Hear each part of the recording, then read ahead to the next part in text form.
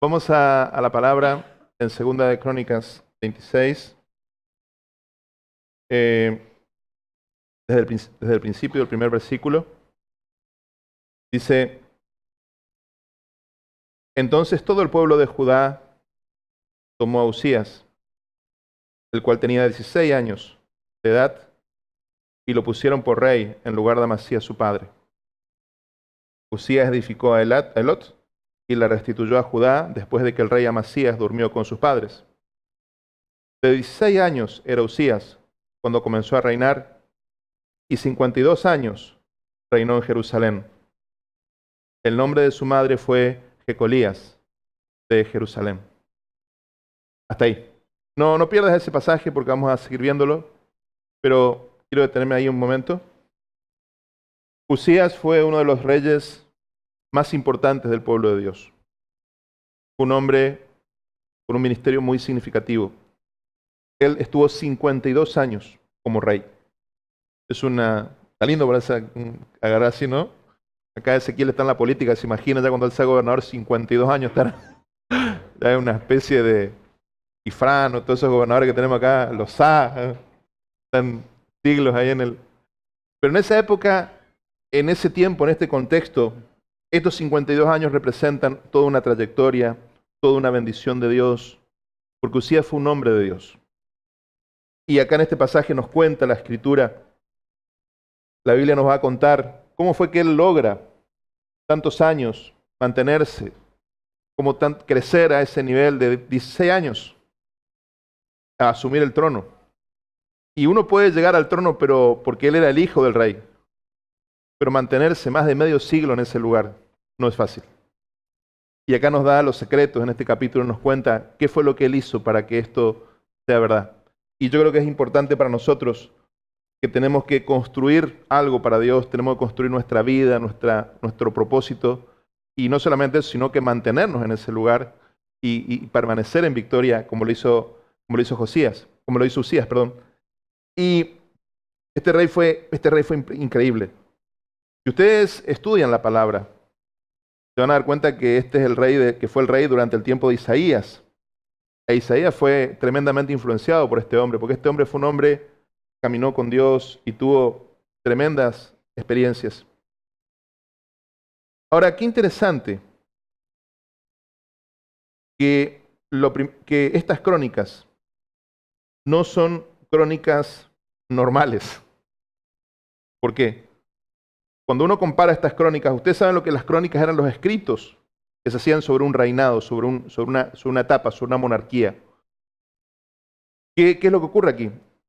Esto no es un relato normal. ¿Por qué? Porque si tú comparas estas crónicas con las de los pueblos vecinos de Israel, te vas a dar cuenta que las otras crónicas son distintas.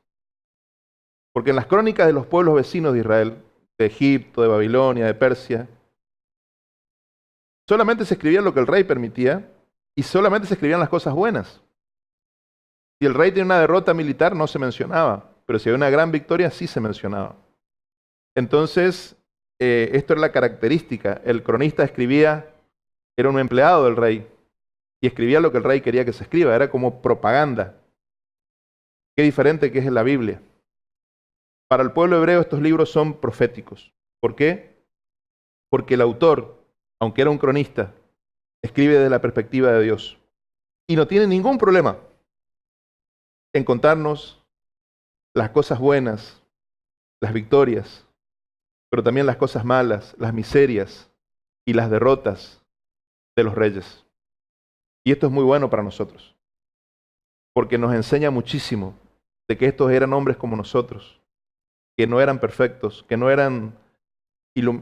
bajaron del cielo, eran humanos, con sus aciertos, con sus errores, pero nos muestra las claves para ellos, cuáles fueron las claves que ellos los mantuvieron en ese lugar. Lo primero que nos dice es el nombre de su mamá, Jecolías de Jerusalén. ¿Qué nos está diciendo? Que era judía, era hebrea. La madre era hebrea, la madre era del pueblo de Dios.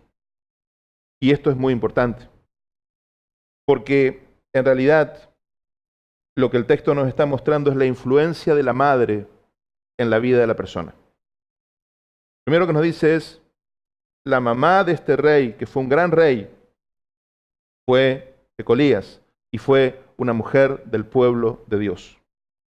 Si vos mirás las otras crónicas, vas a ver que se menciona a la madre, y a veces dice la madre era egipcia. Y lo segundo que dice es, y el rey hizo lo malo ante los ojos del Señor, hizo esto, adoró los Baales, adoró esto. ¿Por qué? Porque su mamá ya le influenció para que sea idólatra de chiquito.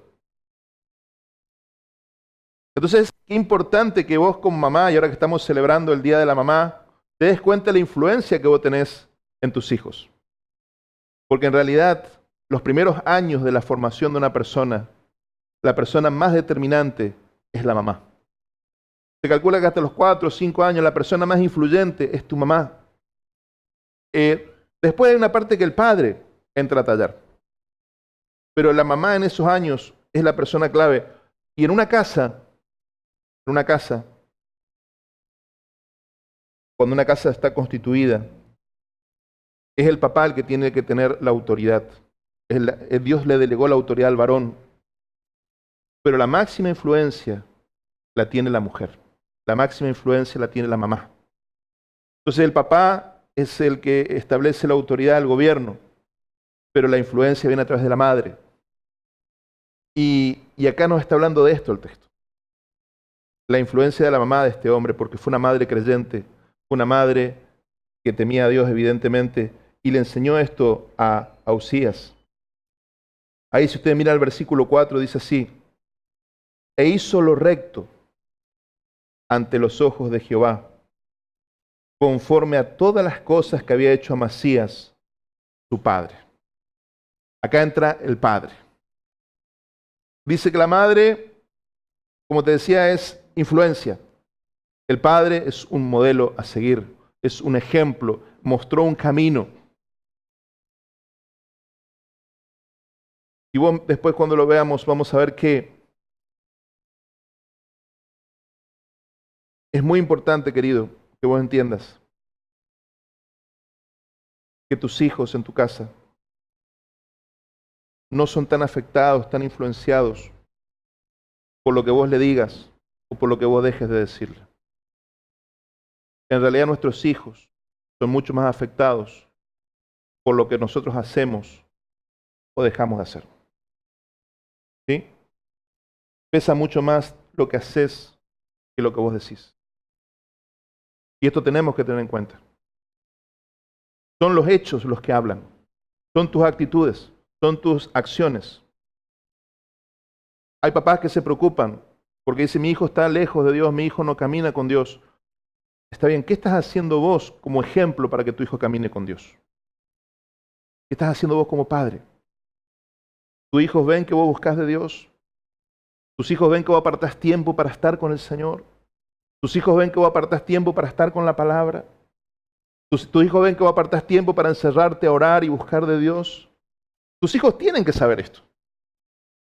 Así como tus hijos saben que vos tenés un horario de trabajar, tenés un horario de ir al gimnasio, un horario de entrenar, un horario de juntarte con amigos, el jueves cultural famoso o la reunión de hombres de Betel. Tus hijos tienen que saber que hay un horario, hay un momento, que si vos te encerrás en tu cuarto porque vos estás orando y te encerrás sin el teléfono y decís no me molesten porque voy a orar, voy a pasar tiempo con el Señor. Y esto es fundamental. Si vos lees las biografías de los hombres de Dios en todas las épocas, y lo que más les marcó fue la vida espiritual de sus padres. Hombres que nosotros hoy admiramos, reconocemos, que han tenido grandes ministerios. La vida de oración de sus padres fue algo que les afectó tremendamente, la vida de búsqueda de Dios de sus padres. Sus padres no eran perfectos, obviamente, pero buscaban de Dios. Había uno que decía que, había unos que eran hermanos, que eran grandes siervos del Señor, y ellos decían, cuando nosotros hacíamos algo malo, nosotros nos portábamos mal, preferíamos que nuestro papá nos pegue, antes que se encierre a orar, Porque si mi papá se encerraba a orar, Dios le iba a hablar a él, iba a actuar en nosotros, algo iba a pasar, Nosotros preferíamos que él venga y nos pegue, preferíamos eso antes que se encierre a orar, Porque nosotros sabíamos que si él oraba, Dios le iba a hablar, iban a pasar cosas. Y eso puede llevarlo a todos los niveles. La reina de Inglaterra decía, yo le tengo más miedo a las oraciones de Juan Knox que a todos los ejércitos escoceses. Juan Knox era un líder, un gobernante escocés. Pero era tan tremenda su vida, que era temible. Los ejércitos extranjeros tenían miedo de él porque sabían que era un hombre que tenía comunión con Dios y que Dios escuchaba cuando él oraba. Entonces yo quiero que entiendas que la oración no es una cosa de viejitas. ¿Sí? Antes en la iglesia pensé que la oración era un grupito de viejitas que se juntaban a rezar, a orar, ¿no? Sí, algunos se ríen porque se acuerdan de esa época cuando iban las hermanitas de rodete a orar ahí. Yo quiero decirte que la oración bíblicamente es una de las actividades más violentas que existen, una de las actividades más agresivas que existen. No estoy hablándote de una oración religiosa, estoy hablándote de la oración que produce cambios, de la oración que produce milagros. Es una actividad tremenda. Tenés que enfrentarte con el enemigo, tenés que enfrentarte con vos mismo, tenés que dominar tu carne. No cualquiera puede orar. No cualquiera, a veces uno puede hacer cualquier cosa menos orar. Pasar tiempo con Dios es difícil. Hay que gobernar muchas cosas para esto. Y dice en el versículo 5, y persistió en buscar a Dios en los días de Zacarías, entendido en visiones de Dios. Y en estos días en que buscó a Jehová, Él le prosperó. Hermano, este versículo es muy importante, quiero que lo grabes en tu corazón. Segunda de Crónicas 26:5. Y persistió en buscar a Dios en los días de Zacarías, entendido en visiones de Dios. Y en estos días en que buscó a Jehová, Él le prosperó. La Biblia te lo está haciendo simple, te lo está poniendo enfrente. Nos está diciendo, ¿querés ser prosperado? ¿Querés tener un reino? ¿Querés tener un gobierno? ¿Querés tener una vida con propósito y permanecer en eso? Acá están las claves. Fue un hombre, él era el rey. Él era el rey. Pero se dejó influenciar por un profeta. Zacarías era un profeta, era un vidente. En la antigüedad, en hebreo, en los tiempos bíblicos, de acuerdo a la cronología, al vidente después se le llamó profeta, pero es la misma persona, es el mismo personaje. Era el hombre espiritual que a veces los reyes tenían a su lado, eran acompañados. Siempre el gobierno tiene que tener esta influencia. Y si no estamos nosotros, van a estar los brujos. Si no estamos nosotros, van a estar los macumberos. Eso quédate tranquilo. Pero el rey, el gobernante, siempre va a buscar ayuda espiritual porque el gobierno es una cuestión espiritual. Entonces, cuando no hay un pastor que esté, alguno va a estar. Pero esto no es de nuevo, esto es de siempre. Y resulta ser que este Zacarías, este profeta, influenció de tal manera a Usías, que Usías persistió en buscar de Dios. Y esta palabra quiero que te la guardes, persistir, ser constante. A veces las personas no reciben lo que Dios tiene para ellos porque no son constantes en su búsqueda de Dios. Buscan a Dios en un momento, pero cuando no reciben contestación, bajan los brazos. No son constantes, no son persistentes, no perseveran. Pero bueno, la pregunta es, ¿qué es buscar de Dios? Yo lo comparto bastante aquí, pero voy a insistir en esto. La palabra hebrea drash, buscar, no es buscar algo que está perdido. No es buscar algo que está escondido. En hebreo hay palabras específicas para cada una de estas situaciones. Acá la palabra drash tiene que ver con frecuentar a alguien. ¿Sí? Frecuentar a alguien, hasta hacerte amigo, hasta conocerlo. Esa es la idea. Es cuando vos decís, yo voy a buscar al fulano para pasar tiempo con eso. ¿Sí? Esa es la idea. Como buscar a Dios es frecuentar la presencia de Dios, frecuentar a Dios, buscarlo a Dios para tener tiempo con Él. Pero también la palabra está asociada con el concepto de adoración y alabanza. Porque en el Antiguo Testamento, cuando vos buscabas a Dios, vos traías un animal al templo y vos ofrecías ese animal como una ofrenda, como diciéndole a Dios, mira Dios, te mando esta ofrenda, te ofrezco, porque te estoy buscando. Y si vos lees los pasajes vas a ver cómo todos los hombres que recibían revelaciones de Dios es porque iban y presentaban una ofrenda. Salomón, cuando tiene esa visitación de Dios, cuando asume el trono y se convierte en el hombre más sabio de la tierra, él había ofrecido mil animales. No fue gratuito. No fue que Dios dijo, sí, voy a elegir a este salame. No, el tipo ofreció 1000 animales a Dios. Le está dando un mensaje muy claro, ¿no? Le está diciendo, yo quiero encontrarte sí o sí, porque sin vos yo no puedo gobernar. Y cuando vos haces esto, hoy día nosotros no tenemos necesidad de ofrecer un animal, porque esto ya no hace falta. Pero dice la Biblia que hay un sacrificio que Dios está esperando. Dice la Biblia que Dios está esperando un sacrificio de nuestros labios. Sacrificio de alabanza. Sacrificio de adoración. Ese sacrificio a Dios le agrada. Es cuando vos no tenés ganas de adorar, pero adorás.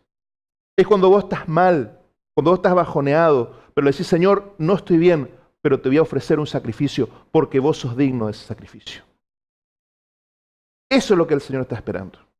La Biblia dice, el corazón quebrantado nunca Dios va a despreciar. O sea, cuando vos estás mal, es cuando más cercano estás de Dios. Cuando vos estás quebrado, tu vida está quebrada y no tenés ganas de adorar, si vos adorás, ese sacrificio llega delante de Dios. Porque ese sacrificio no tiene emociones.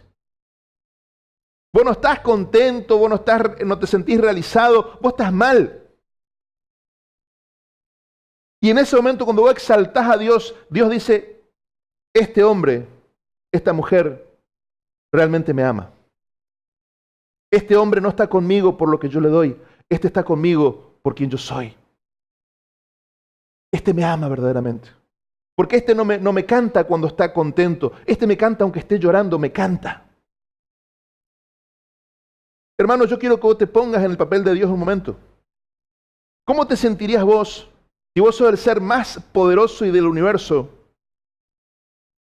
pero la gente se acerca a vos solamente porque necesita algo? ¿Cómo te sentirías vos? Preguntarle simplemente si tenés algún amigo rico, preguntarle cómo se siente un amigo rico. Una persona rica nunca sabe por qué la gente se acerca a él. Por eso que a veces las personas ricas son muy solitarias. No saben a veces ni si su mujer está con ellos porque lo ama realmente o por qué. Ni si sus hijos están por qué. Es terrible esto. Ese problema no lo tenemos ni vos ni yo porque no somos ricos. Pero ellos tienen ese problema. Pensá a Dios. Pensá a Dios que todo el tiempo está bendiciendo. Hay un momento que no sabe por qué estamos con Él. Entonces cuando te quita cosas, cuando te toca, ahí te prueba y ve qué es lo que hay en tu corazón. Si estás con Él porque te da, o estás con Él porque le amás realmente. Eso es buscar, eso es ofrecerte, ofrecer tu vida. Eso es lo que el Señor está esperando. Señor, acá está mi vida, quebrada, destruida, pero está en tus manos, te ofrezco. Usala. Usa mi vida, cumplí tu propósito. Eso es buscar a Dios. El versículo 6 dice, y salió y peleó contra los filisteos, y rompió el muro de Gat, y el muro de Jabnia, y el muro de Asdod, y edificó ciudades en Asdod y en la tierra de los filisteos. Dios le dio ayuda contra los filisteos, y contra los árabes que habitaban en Gurbaal, y contra los amonitas. Fíjense lo que dice, Dios peleaba con Usías. Él peleaba, pero Dios le ayudaba en la guerra. Lo que hablábamos hoy cuando Fernanda decía este salmo de guerra. Dios quiere ayudarte en tus batallas. Cuando vos le pones al Señor en primer lugar, Dios te va a ayudar en tus batallas. Dios va a salir en la conquista con vos, a conquistar lo que tenés que conquistar. Y dice, y le dieron los amonitas presentes a Usías, y se divulgó su fama hasta la frontera de Egipto, porque se había hecho altamente poderoso. Este pibe, imagínate, empezar como empezó con 16 años, y dice que era altamente poderoso, se hizo famoso. Edificó también Usías torres en Jerusalén, junto a la puerta del ángulo y junto a la puerta del valle y junto a las esquinas y las fortificó. Asimismo edificó torres en el desierto y abrió muchas cisternas, porque tuvo mucho ganado, así en la Céfela como en las vegas, y viñas y labranzas, así en los montes como en los llanos y fértiles, porque era amigo de la agricultura. También tuvo Uzías ejército de guerreros, los cuales harían la guerra en divisiones, de acuerdo con la lista hecha por mano de Jehiel escriba, y de Maasías gobernador, y de Hananías, uno de los jefes del rey. Todo el número de los jefes de familia, valientes y esforzados, era de 2.600. Y bajo la mano de estos estaba el ejército de guerra, de 307.500 guerreros poderosos y fuertes, para ayudar al rey contra los enemigos. Y Uzías preparó para todo el ejército escudos, lanzas, yelmos, corceletes, arcos y ondas para tirar piedras. E hizo en Jerusalén máquinas inventadas por ingenieros para que estuviesen en las torres y en los baluartes, para arrojar saetas y grandes piedras. Y su fama se extendió lejos y fue ayudado maravillosamente hasta hacerse poderoso. Hay algo tremendo que nos dice la palabra de Dios. Algo que nos muestra, lo que nos está mostrando esta crónica, este relato, es cómo Dios estaba con Uzías en todas las áreas de su vida. A Uzías se le ocurría, dice que le gustaba la agricultura, era amigo de la agricultura, dice. Le gustaba la producción agrícola. Y Dios lo bendijo, hermanos. Y tenía animales, tenía plantíos, plantaciones. Vivían en el desierto, pero tenía cisternas, tenía fuentes de agua. Era un hombre bendecido en todo. Se extendió su territorio. Los pueblos vecinos le traían presentes, los pueblos vecinos tenían miedo, porque era un hombre tremendamente influyente. Y la Biblia nos dice que el secreto de él fue que buscó a Dios. A mí me inspira muchísimo leer la vida de estos hombres, porque yo digo, estos hombres eran como nosotros. Y después te das cuenta, cuando te cuentan las partes, las miserias, que te dan cuenta que ellos no eran mejores que nosotros, eran tan humanos como nosotros, tenían debilidades como nosotros. Pero sin embargo buscaban de Dios y Dios les respondía.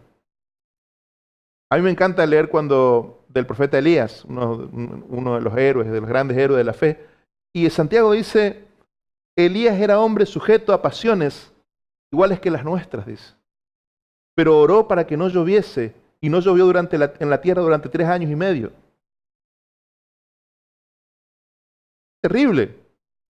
Un hombre que podía cambiar el clima con su oración, y dice, era hombre sujeto a pasiones iguales que las nuestras. O sea, lo que está diciendo es, no era naturalmente mejor que vos, ni genéticamente, ni nada.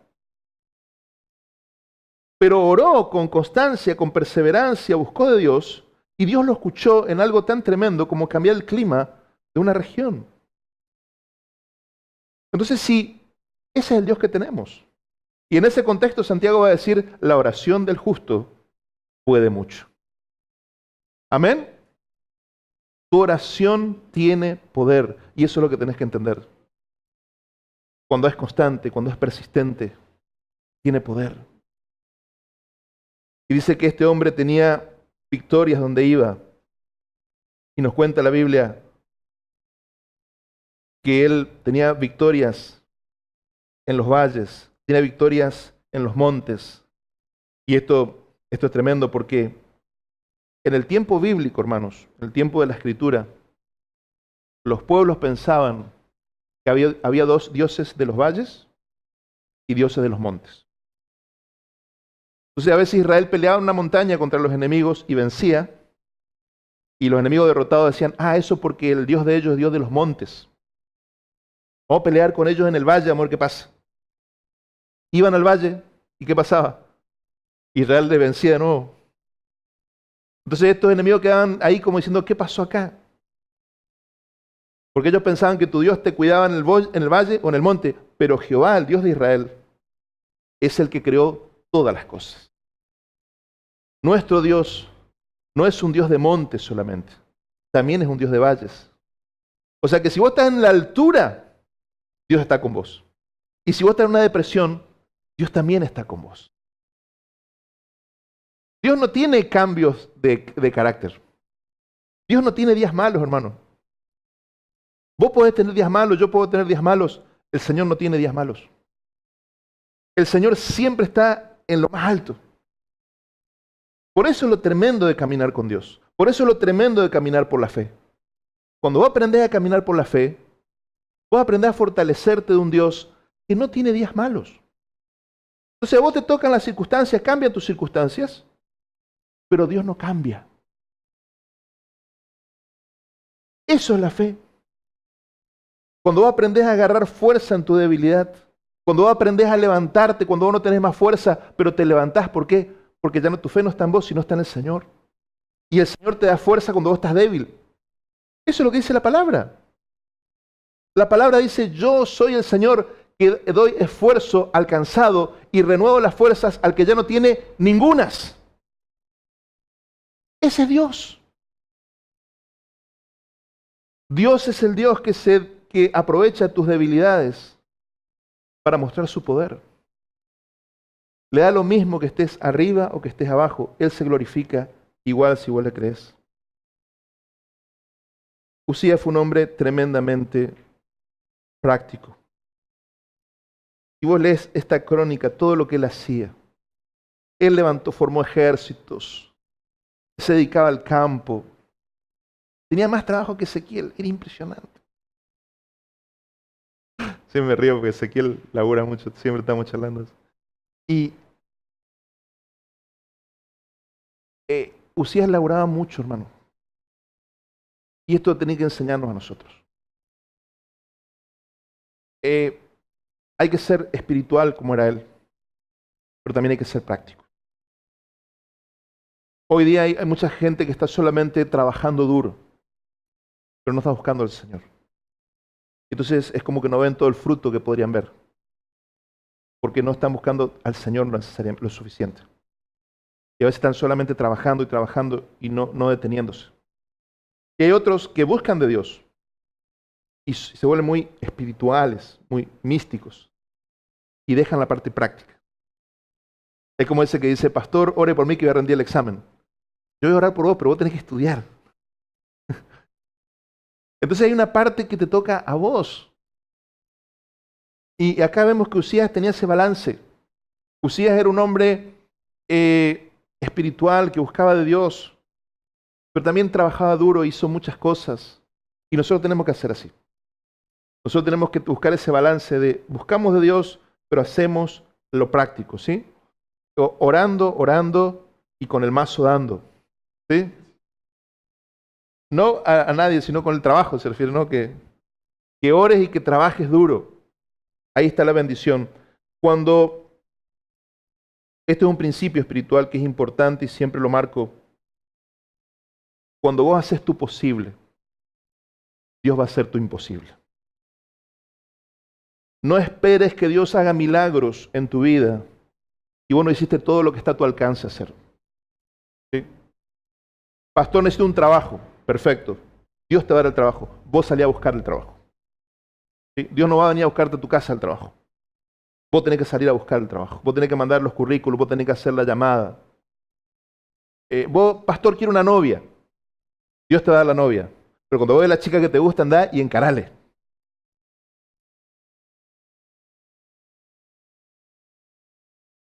Porque el no ya está. Si vos no haces nada, el no ya está. Ahora sé que hay chicas que le encaran a los varones, pero es más raro. Hay cosas que vos tenés que hacer, es tu parte.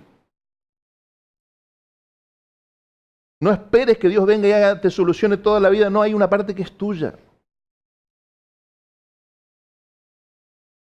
Ahora viene la parte triste. Versículo 16. Mas cuando ya era fuerte, su corazón se enalteció para su ruina, porque se rebeló contra Jehová su Dios, entrando en el templo de Jehová para quemar incienso en el altar de incienso. Y entró tras él el sacerdote Azarías, y con él 80 sacerdotes de Jehová, varones valientes, y se pusieron contra el rey Usías y le dijeron, no te corresponde a ti, oh Usías, el quemar incienso a Jehová, sino a los sacerdotes hijos de Aarón, que son consagrados para quemarlo: sal del santuario, porque has prevaricado, y no te será para gloria delante de Jehová Dios. Entonces Uzías, teniendo en la mano un incenciario para ofrecer incienso, se llenó de ira, y en su ira contra los sacerdotes, la lepra le brotó en la frente, delante de los sacerdotes, en la casa de Jehová, junto al altar de incienso. Y le miró el sumo sacerdote Azarías, y todos los sacerdotes, y he aquí que la lepra estaba en su frente, y le hicieron salir apresuradamente de aquel lugar, y él también se dio prisa a salir, porque Jehová lo había herido. Como yo te digo, estos libros son tan tremendos, porque el Espíritu Santo no tiene problema en decirte que un gran rey, como fue Uzías, en los últimos años, en un momento de su vida, cuando ya estaba bendecido y prosperado, cometió un gran error y terminó mal su reinado. Una cosa es llegar a un lugar y otra cosa es mantenerte ahí. Muchas personas, muchos hombres, empiezan algo, llegan arriba, muy arriba, pero después de ahí arriba caen. Esto es común. Esto es común en el ministerio, esto es común en el gobierno, esto es común en la empresa, esto es común. Pasa esto. Pero nosotros como hombres de Dios, como el pueblo de Dios, nosotros tenemos que saber por qué ocurren estas cosas. Porque la Biblia nos da revelación, la Biblia nos enseña por qué ocurre esto. Dice que él, en un momento, su corazón, dice, su corazón se enalteció. Se llenó de orgullo. Le iba bien en todo. Estaba bendecido en todo. Y este es el problema. Que tal vez Zacarías ya no estaba más con él, tal vez Zacarías ya había muerto o lo que sea, pero el tema es que él tenía orgullo en su corazón. Y cometió un pecado. Él era un hombre que lo que hacía, Dios lo bendecía. Él, toda la parte militar, Dios lo apoyaba. En la parte productiva, Dios lo apoyaba. Él gobernaba y Dios lo apoyaba. Pero quiso meterse en el sacerdocio del pueblo. Y él no tenía unción de Dios para hacer esto. Él no estaba llamado por Dios a hacer esto. Y entró al templo con un incenciario. Y dice que le brotó la lepra. Esto es una enseñanza muy fuerte para nosotros hoy. Primero, de cuidar nuestro corazón, de cuidarnos de que no creamos que porque estamos bendecidos podemos hacer cualquier cosa. Y también tener cuidado de pensar que porque somos bendecidos en muchas cosas podemos meternos en el terreno de otras personas. Porque esto es muy peligroso. La importancia de los límites. ¿Sí? La importancia, cuando la Biblia dice, no padezcas, no sufras por entremeterte en lo que no te corresponde, en el terreno ajeno. Esto hay que ser muy sabio. Porque Dios es un Dios que delega autoridad y respeta la autoridad que Él delega. Hay que ser sabio. Necesitamos esta sabiduría del Señor. Hay esferas de autoridad, esferas de gobierno. Una casa, una familia. La cabeza es el varón de la casa. Si no está el varón es la mamá, pero si está el varón es el hombre. Yo soy el pastor de la iglesia. Yo tengo autoridad en este ámbito que se llama iglesia. Ahora, si vos sos papá de tu familia, la autoridad en esa casa sos vos, no soy yo, sos vos. ¿Cómo el pastor participa en la vida de una familia? En la medida que los padres de familia le dan lugar. Porque si no sería una intromisión. En otras palabras, la autoridad y la responsabilidad máxima de tus hijos es tuya.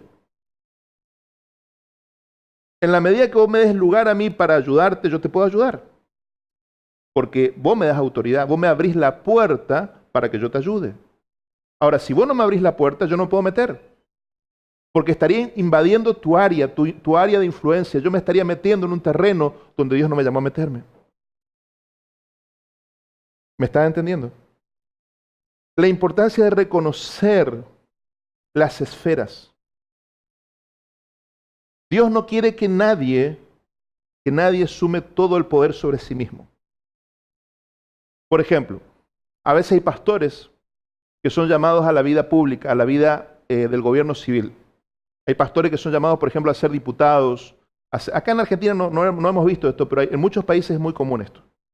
Son hombres reconocidos, de iglesias grandes muchas veces, hombres de mucha influencia, y sienten la necesidad de dedicarse a ser diputados o gobernadores, intendentes.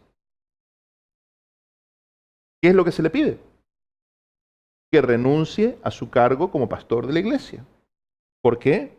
Para evitar la concentración de poder en una persona. O sea, o sos pastor o sos intendente. O sos pastor o sos diputado. No podés concentrar los dos poderes, porque va a haber choque de intereses ahí. Entonces nosotros tenemos que entender esto. Que nosotros tenemos un área de gobierno donde Dios nos puso a nosotros, pero es nuestra área de gobierno. Cuando esto no se respeta, vamos a hacer daño. El papá tiene responsabilidad con la mamá de criar los hijos.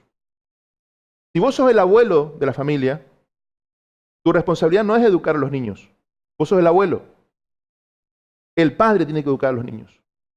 Si vos todo el tiempo te estás metiendo, vas a terminar afectando a la familia. Y vas a romper la relación a veces con tus hijos, con tu hija, con tu nuero, con tu nuera, con tu suegro, con lo que sea, vas a romper las relaciones. ¿Por qué? Porque estás invadiendo un terreno donde Dios no te llamó. Vos tuviste tus hijos, tuviste tu oportunidad de criar.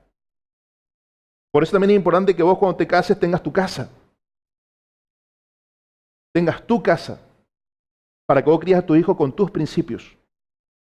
Eso no quiere decir que no vas a honrar a tus padres, que no vas a respetar. Eso no quiere decir que no vas a escuchar el consejo de tus padres, porque tus padres pueden ser muy sabios y tienen mucha experiencia. Pero cada uno tiene que criar a sus hijos. Hay un tiempo de criar y hay un tiempo de mal criar. El abuelo tiene que mal criar, no criar. Cuando el hijo no educa, los abuelos se ven obligados a educar. Y eso está mal. Los hijos tendrían que ser, los padres tendrían que educar a sus hijos y los abuelos malcriar a los hijos. Lo digo en el buen sentido, ¿usted me entiende? Entonces hay un orden en la vida, hay un orden, una esfera de gobierno y Dios respeta ese gobierno. En el ministerio.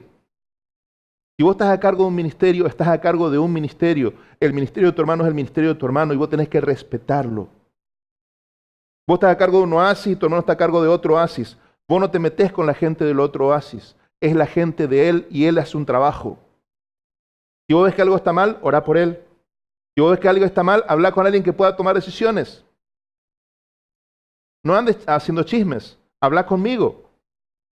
Pastor, mire, estoy viendo que el oasis del hermano tal no anda bien. Me estoy cargado por esto. Listo. Vamos a actuar, vamos a hacer algo. Pero si vos te querés meter directamente en el oasis del otro, vas a tener problemas.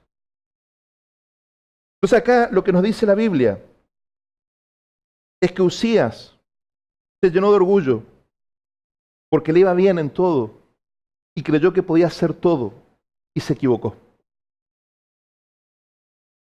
Entonces es muy importante que nosotros podamos guardar nuestro corazón. Guardar nuestro corazón. Qué bendición, hermano, cuando nosotros sabemos que hay un número de personas para los cuales nosotros somos una bendición. Hay un número de personas para los cuales vos sos una solución dada por Dios.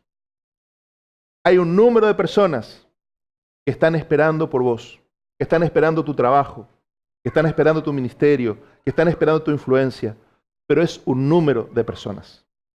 No son todas las personas.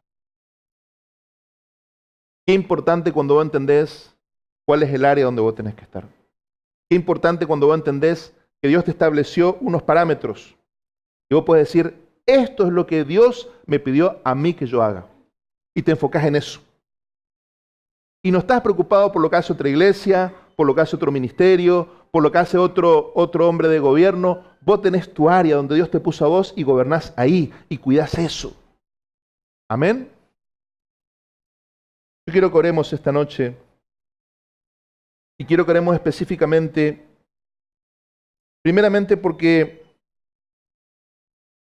que podamos grabar este principio en nuestras vidas. lo que necesitas para ser bendecido es buscar de Dios. No te compliques. No te compliques. La estrategia, el diseño para que tu vida se realice es buscar de Dios. Dios te va a dar las armas, Dios te va a dar la sabiduría, Dios te va a dar la gente, Dios te va a dar los recursos, Dios te va a dar todo y vos le buscas a Él. ¿Sí? Quiero que te quede claro. No andes detrás del hombre, no camines detrás del hombre, camina detrás de Dios y Dios va a poner las personas correctas en tu camino. ¿Ok?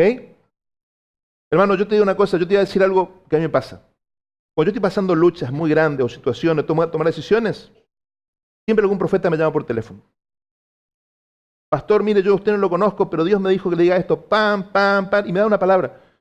Así siempre, toda mi vida. Las personas me preguntan, Pastor, ¿cómo usted? ¿Por qué los profetas? Porque nunca anduve detrás de los profetas. Nunca anduve detrás de los profetas. Vienen profetas por acá, vienen profetas por allá. A mí no me importa eso. Yo no voy a andar detrás de un profeta. Cuando vos estás buscando a Dios, el profeta es enviado para hablarte de parte de Dios. ¿Me está entendiendo? Cuando vos estás buscando de Dios, Dios va a buscar la manera de hablarte. Porque vos estás buscando a Dios. Entonces esto es maravilloso porque nos ayuda a enfocarnos. No tenés que andar detrás de la gente ni buscando favoritismos. Buscá de Dios y Dios va a acomodar las cosas. Amén.